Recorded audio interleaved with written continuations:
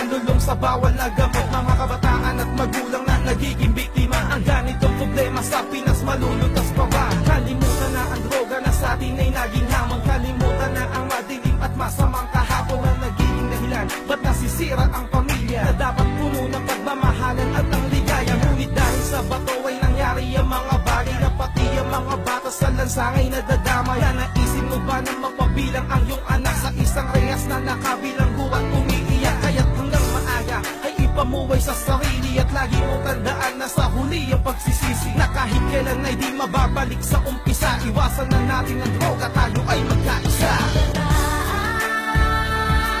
Ang droga ay iwasan, hindi yan ang sagot sa ating mga katanungan. Pagbabago ay nasa kamay mo na, upang mas lalong maabot ay manalig sa Maraming kanya. buhay ang nasayang ng dahil lamang sa droga. Maraming kabataan di nakapagsuot ng toga na dahil sa bato na kinatakutan ng ilan. Diploma na pinangarap ng magulang ko ay nasaan? Huwag na nating hintayin na humantong pasagan ko. Na mawasak ang pamilya dahil lamang sa bato. E paano kung isa ako sa kabataan na ganyan? Natutong gumamit galing sa magulang ang dahilan. Nakikina kayo ang dahilan kung ba't ako ganito. Bakit ako kulang pa bang pagmamahal ko sa iyo? Inaruga naman kita, inalagaan ng maayos. Masama kung simulain, bakit tila di matapos? Droga ko laki na pitan ay hindi ko na mabitawan. Kaya't simulan na tanggalin sa puso mo't isipan ang masasamang gawain na ngayon ay nasa'yo. Kapag nanalig sa kanya, buhay ko ba ay mababago?